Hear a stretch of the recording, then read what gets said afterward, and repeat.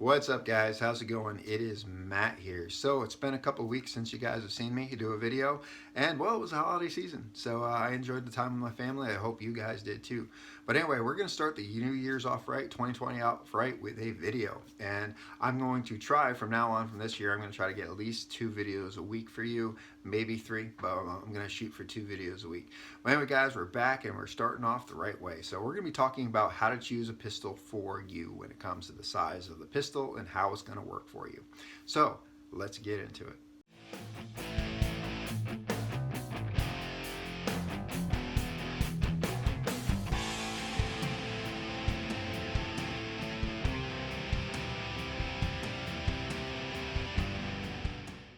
Now, I want to start off with a really quick announcement, and I think it's proper to actually dress the right way for the announcement. So let's take care of that real quick.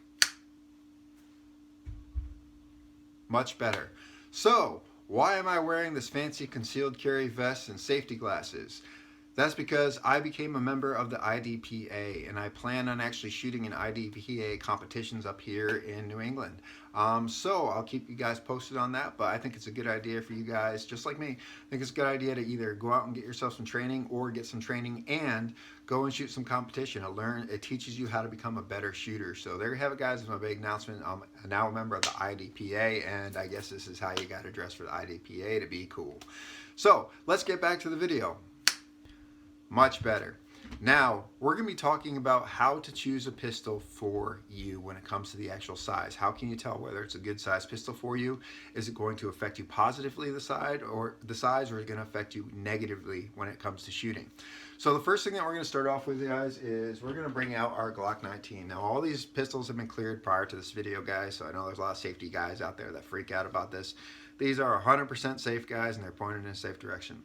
Right here is a Glock 19. If, you know, as much as 1911 guys like me will argue it and stuff like that, we got to admit that it is a Glock world. We live in a Glock world where every single major firearms manufacturer out there is trying to build their version of a Glock, all right? More specifically, the Glock 17 and the Glock 19. Because when it comes to concealed carry, whether you guys like it or not, this has become the gold standard for concealed carry. It is a Glock 19. Everyone's very familiar with this gun. It's a very good gun. It's a very easy gun to shoot. Now, this is a generation 4. So there's generation 4, generation 5. There's a total of 5 generations right now. But this is a generation 4 Glock 19. I happen to like generation 4. I think it's one of the better generations. 5's pretty good too, but I like 4s. But anyway, guys, rambling on. This is the golden standard of concealed carry and defensive shooting. It is small enough to conceal, all right? Small enough to conceal, and it's big enough to fight with, right? This has become the golden standard for modern day concealed carry. Now, this gun, as good as it is at pretty much everything, there's a couple things that it ain't that great at, all right? And that's fitting different people. Now, as an instructor, I've seen my students come through a class and they use this pistol. I have them qualifying this pistol because of the size of it, because it's a striker fired 9mm, very easy. I have them qualify with this pistol. Now, if you notice, I have what's called a grip force adapter on there. This is not the full Glock grips that come with the Gen 4 and Gen 5. This is just a standard grip force adapter. What it does, it allows you to, when it shoots, it doesn't cut your hand open. All right, basically is what it does. It has a little bit of thickness here, but it really doesn't do much to the actual grip of it. Now, I'm 6'1.5", all right? I'm 6'1.5", and I'm about 223 pounds. That's how much I weigh now. I lost a lot of weight. I'll talk about that for another video another time. But anyway, right here, this gun for me is too damn small, all right? It is too small for my hands. Literally is, from the moment I picked it up, I've always felt like the Glock 19 is a small gun. And it really is. It's a smaller gun. But for a dude like me with my mid to large size hands, more like larger size hands, when I hold a Glock 19, if I hold it the right way, the best way to hold a pistol is if you line it up with the actual bone structure of your arm. That's what's been taught for years and years and years. You do your best to line it up with that bone structure of your arm. It helps with support. The problem that I have with Glock 19 is when I try to get that and put it right in that sweet spot where it's supposed to do and help with support, and I put my finger on the trigger, this is what happens. My finger goes way around that trigger, all right? My finger goes way around that trigger. And it is not comfortable for me, all right? It is not comfortable for me the way how I set it up. And if I try to put the tip of my finger on it, what it does is it puts my finger in a weird, awkward position, which is uncomfortable, especially if you're shooting a lot of repetition. So what I've had to do over the years for the Glock 19 is, because of the size of my hand, is when I shoot it, what I have to do is I have to shift it like that. It allows me to get a better curve on my actual fingers, so I can get where the sweet spot for me is on the trigger, where the sweet spot is for me. So between the tip and between this little, whatever you call it, flange or whatever, I don't know. But right there, that is a sweet spot for me. So in order to do that normal, instead of holding the right space where I need it to be and having a weird angle on it, I shift it to where I can actually get a good solid angle on it, where my finger's not in a weird, awkward position. And when I pull the trigger, when I pull the trigger, it allows me to pull it back to the rear smoother. All right, it allows it to pull back to the rear smoother. The only problem that I have with it is where it puts this thumb on this, and it feels like I can't get up at 100% height where I want it to be on the grip, because the gun isn't for my size. The setup right now, it is not a good size for me. But I keep it like this because this is the gun I use for my students. I've had students, this girl, she was actually shorter than my daughter, shorter than my 11-year-old daughter. She was 22 years old, shorter than my 11-year-old daughter. She was like a twig.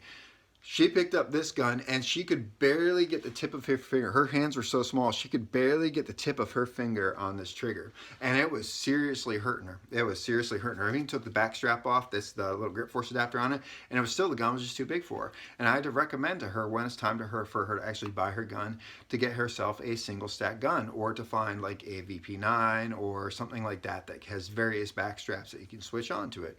Because the gun was so big for her, even a Glock 19, this is a Glock 19, so big for her that she just could not shoot it very well. She was struggling, and it was fighting her with recoil and everything else because her hands were just too small for the actual gun. For me, it's the opposite. My hand is too big for this gun, but I keep it like this for my students. This is not my carry gun. I rarely ever carry this. So my two carry guns are the 1911 or the Glock 43. But Matt, a Glock 43 is the same thing as a Glock 19, so why are you carrying that instead of the Glock 19? Well, I mean, it's basically the same thing. That's because if you notice here, that has the grip force adapter with the standard grip, and it has a little plug there.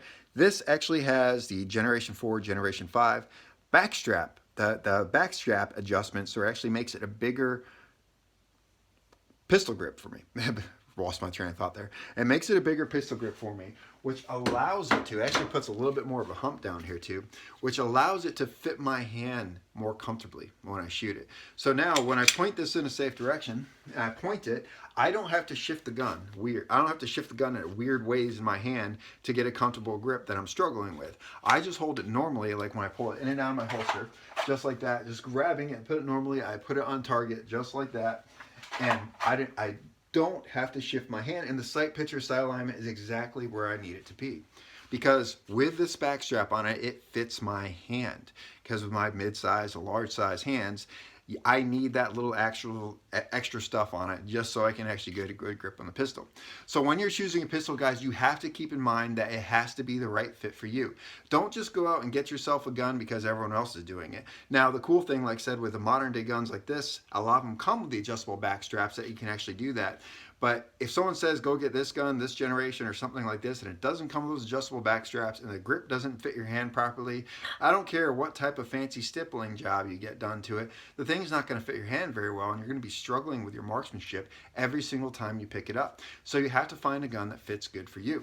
So for me, like I said, when it comes to this size gun, the Golden Standard, I like it with back strap over here because my hand can fit on it, and I have natural point to it. Now, the same thing goes to me for the 1911s. When I pick up any 1911, unless it has these tiny little, these are good size little grips on it, the tiny little whatever custom grips on it, the thing fits my hands flawlessly. Absolutely fits my hands flawlessly. Why? Because it just does. That's just the way how my body works with this specific pistol. It just fits flawlessly. When I put it in my hand the natural way, my finger reaches the trigger properly. When I put up the sights and I take a look, it naturally presents it, and I don't have to shift the gun in any weird way just to get a good sight picture and sight alignment on it. So once again, these guns fit for me. So keep that in mind, guys. When you're going out there looking for a gun, if you go to a gun store, a couple things you want to do.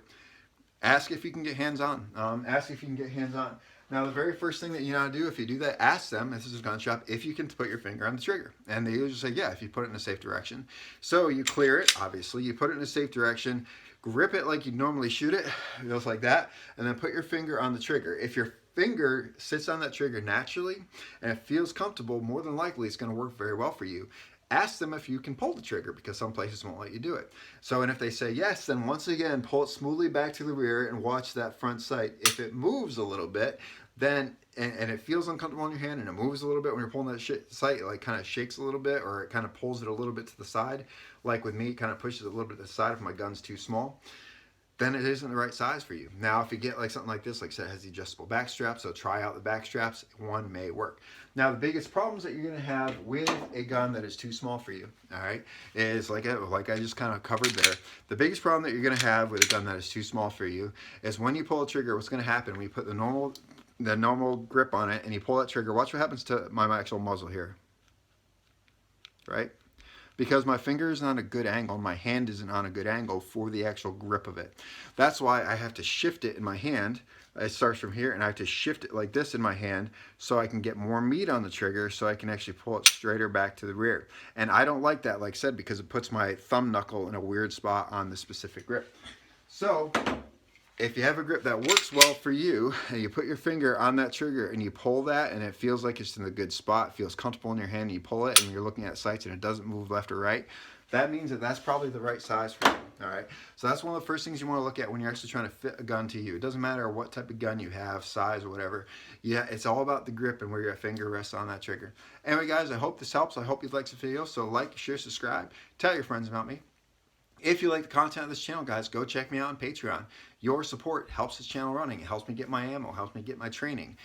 Your support helps me get the reviews, all that good stuff that comes along. It's because of my patrons, and you guys have been loyal. You've been with me for a long time. So thank you to all my patrons. If you want to help me out, go check me out over at Patreon.